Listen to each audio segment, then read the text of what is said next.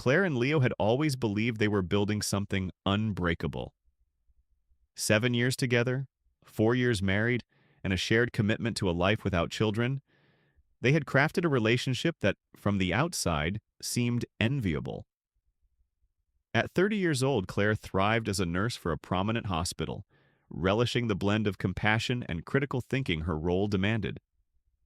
Leo, on the other hand, was a successful tech professional, known for his sharp intellect and affable demeanor. Their modest home, nestled in a quiet neighborhood, was a testament to their combined efforts and mutual respect. Their journey together began 7 years ago, a chance meeting at a mutual friends gathering that quickly blossomed into a deep and meaningful connection.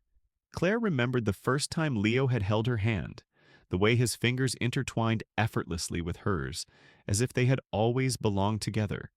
Their love was built on shared values, laughter, and the quiet understanding that comes from years of companionship. However, 2 years ago, everything began to change.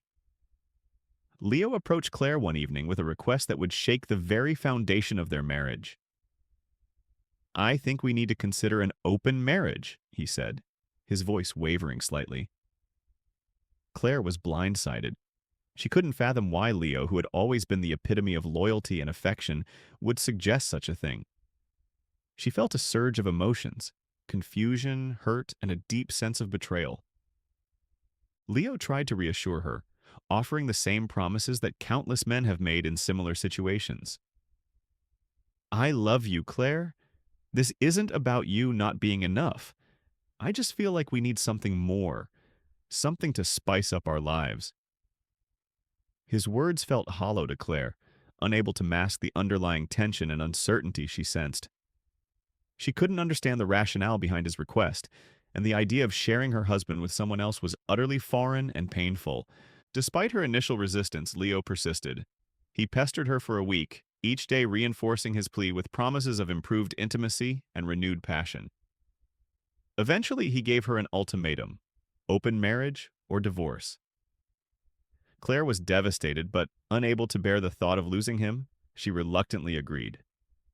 They established a set of rules to govern their new arrangement: no bringing partners home, mandatory STD testing every 3 months, reserving one weekend each month exclusively for us time, and ensuring that any financial expenditures related to their partners came from their personal accounts.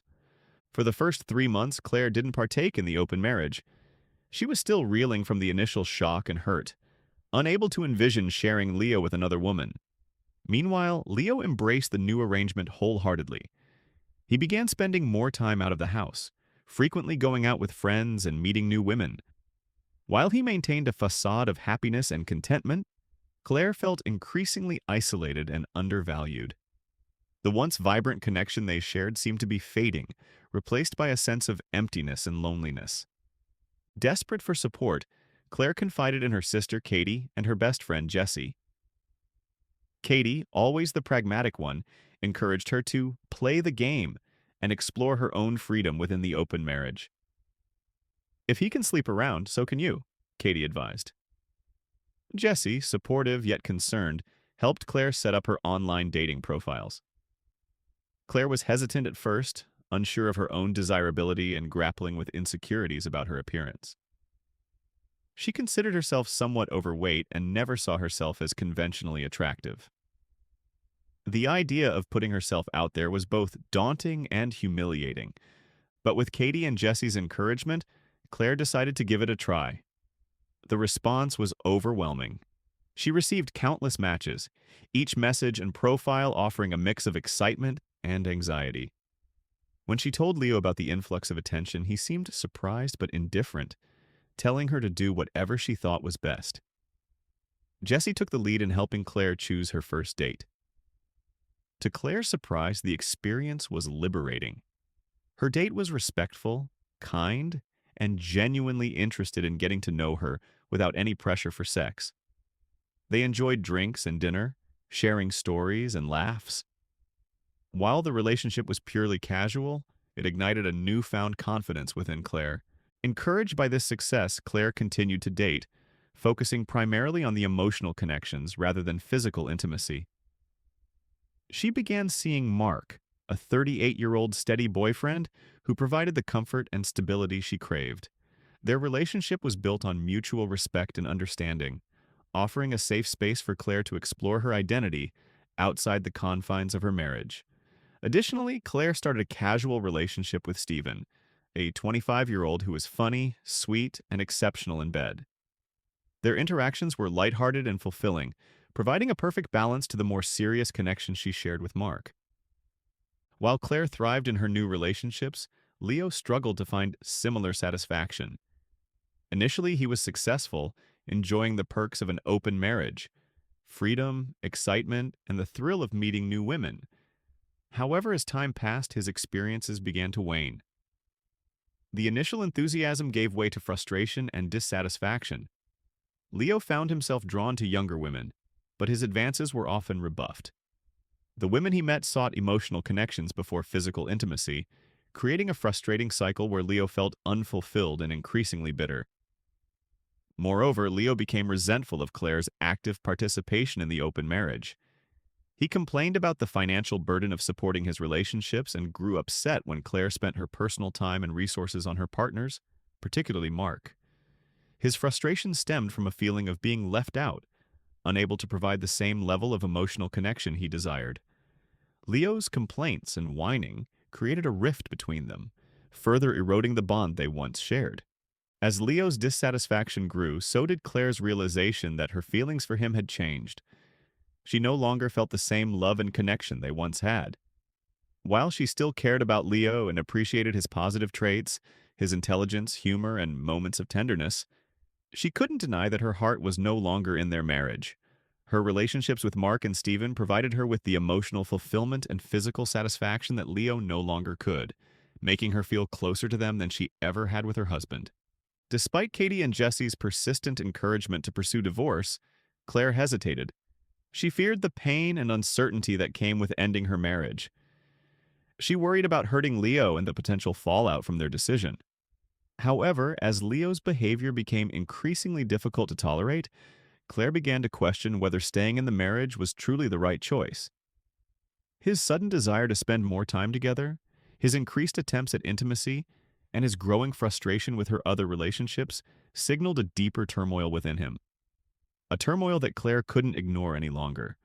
The turning point came one Saturday evening when Claire decided to initiate a serious conversation with Leo. She noticed that he had been distant and irritable, his complaints about her spending time with Mark and Stephen growing more frequent. Sitting together in their living room, Claire mustered the courage to address the elephant in the room. "Leo, I've noticed you seem upset lately. Is there something you want to talk about?" Leo's expression darkened and he hesitated before responding. "Yeah, there is," he admitted, his voice cracking slightly. "I miss us, Claire. I miss the way things used to be." Claire felt a pang of sadness but remained resolute. "I miss us too, but I think things have changed. We've both been trying to fulfill needs that we're not sure how to address within this open marriage." Leo looked away, his eyes clouded with emotion. "I don't know how to do this anymore. I thought having an open marriage would make things better, but it just feels like we're drifting apart." Claire took a deep breath, her heart heavy with the weight of their conversation. "I care about you, Leo. I still love you, but I don't think I love you the way I used to. My relationships with Mark and Stephen have shown me that I can find happiness and fulfillment outside of what we have together." Leo's face contorted with anguish. "Do you even love me anymore? Have you found someone else?" Claire shook her head, tears welling up in her eyes. "No, I haven't found someone else. But I also can't ignore the fact that our marriage isn't what it used to be. I think it's time we consider a divorce." Leo's defenses crumbled. He began to sob uncontrollably, the reality of their situation sinking in. "I never wanted this, Claire. I thought I could handle everything, but I'm sorry." Claire reached out, placing a comforting hand on his shoulder. "I'm sorry too, Leo. I never wanted us to end this way, but I think it's for the best, for both of us." In the days that followed, the the decision to divorce settled into their lives like an unwelcome shadow. Leo's behavior became even more erratic. He oscillated between bouts of anger and deep remorse, unable to come to terms with the impending end of their marriage. Claire found solace in her relationships with Mark and Stephen, but she also felt a lingering sense of guilt and loss. She had hoped that the open marriage would bring them closer, not tear them apart. Determined to move forward, Claire sought legal advice from her uncle, David, a respected family law attorney. David reassured her that given Leo's infidelity and their established rules for the open marriage, she had a strong case for a fair divorce settlement. Their primary focus would be on securing Claire's financial stability and ensuring that any shared assets were divided equitably. Child support wasn't a concern, as they didn't have children, but Claire wanted to ensure she retained ownership of her personal property and had access to their home. As the divorce proceedings began, Claire found herself grappling with a mix of emotions. On one hand, she felt liberated from the constraints of a marriage that no longer fulfilled her. On the other, she mourned the loss of the life she had envisioned with Leo. Her sister Katie remained a pillar of support, helping her navigate the legal complexities and providing emotional comfort during the most challenging moments. Jessie, too, was there every step of the way, reminding Claire of her strength and resilience. One evening, as Claire sat with Katie and Jessie at their favorite cafe, she reflected on the journey that had led her to this point. "I thought choosing the open marriage was the right thing to do," she confessed, stirring her coffee absent-mindedly. "But now I'm not so sure. It feels like it was a mistake." Katie reached across the table, squeezing Claire's hand. "Sometimes the decisions we make aren't clear-cut, but you made the best choice for yourself. You deserve to be happy." Jessie nodded in agreement. "And you've found happiness outside of what we thought was possible. You're stronger than you realize, Claire." Claire smiled weakly, appreciating their unwavering support. "I just wish things could have turned out differently. I still love parts of Leo, but I can't ignore the fact that I don't love him the way I used to." As the months passed, Claire focused on rebuilding her life. She poured her energy into her career, finding new projects and opportunities that reignited her passion for nursing. Her relationships with Mark and Stephen deepened, providing her with the companionship and intimacy she had been missing. Mark, in particular, became a steady presence in her life, offering emotional support and understanding. Stephen, with his easygoing nature and sense of humor, brought lightness and joy into her days. Meanwhile, Leo struggled to adjust to life without Claire's unwavering support. His complaints about the financial burden of maintaining multiple relationships grew louder, and his frustration with Claire's independence became more pronounced. Despite his efforts to rekindle their marriage by planning dates and vacations, it became clear that the damage was irreparable. Claire realized that Leo's inability to embrace the open marriage had only widened the gap between them, solidifying her decision to move forward on her own. One crisp autumn afternoon, Claire found herself alone in their once-shared garden, now belonging solely to her. She sat on a bench watching the leaves change color, reflecting on the whirlwind of emotions and events that had brought her to this point. The garden, with its vibrant hues and serene atmosphere, symbolized her journey toward healing and self-discovery. Her phone buzzed with a message from David, informing her that the divorce was nearing completion. Claire felt a sense of relief wash over her. The legal battle, though stressful, was almost over. She looked forward to the day when she could fully embrace her independence and focus on the future she had always wanted. A few days before the final hearing, Claire met with Mark and Stephen to celebrate her progress. They were both present, their supportive presence a testament to the strong bonds she had formed outside her marriage. Mark raised his glass, smiling warmly. "To new beginnings, Claire. You deserve all the happiness in the world." Stephen chimed in, "And to finding the love and fulfillment you're searching for." "Cheers." Claire felt a swell of gratitude as she clinked glasses with them. "Thank you both for being here for me. Your support means everything." The final hearing day arrived, and Claire walked into the courtroom with a sense of calm determination. David had prepared her thoroughly, ensuring that all necessary documentation was in order and that she was ready to present her case confidently. Leo appeared tense and apprehensive, his usual composure shattered by the impending end of their marriage. David presented the evidence of Leo's infidelity, highlighting the explicit messages and the breach of their established rules for the open marriage.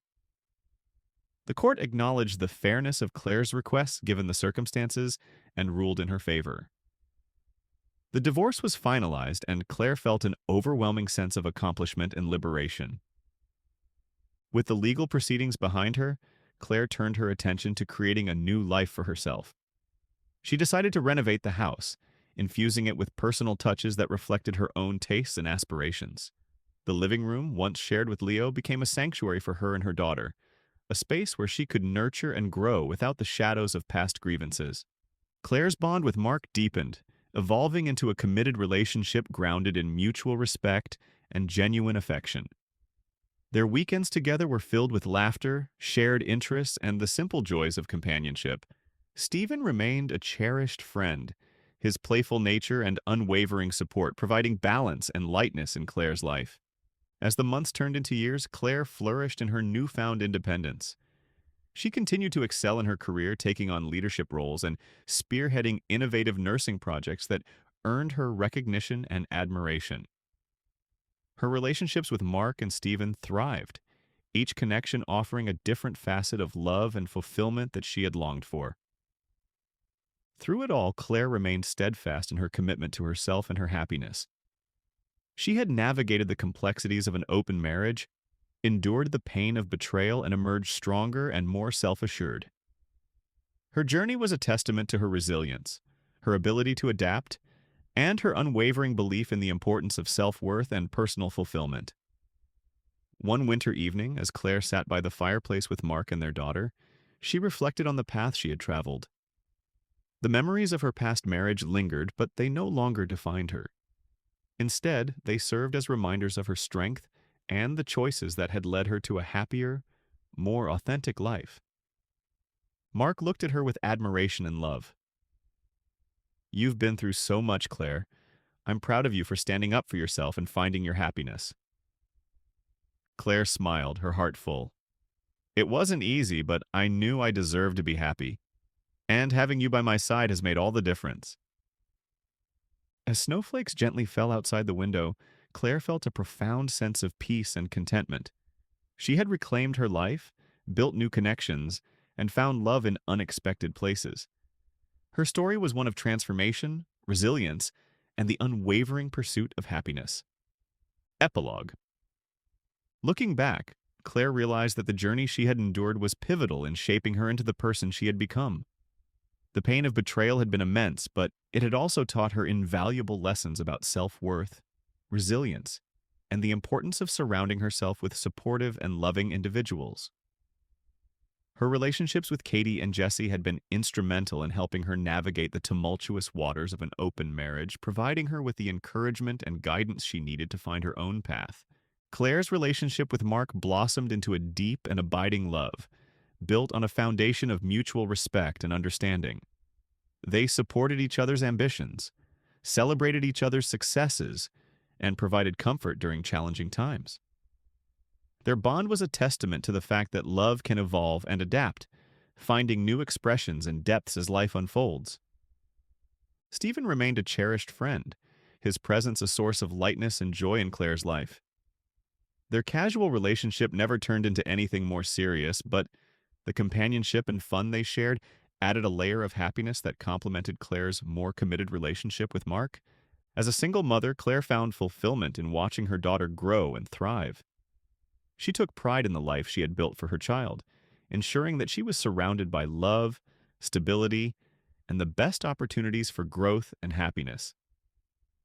Claire's dedication to her daughter reinforced her commitment to herself, inspiring her to continue striving for personal and professional excellence.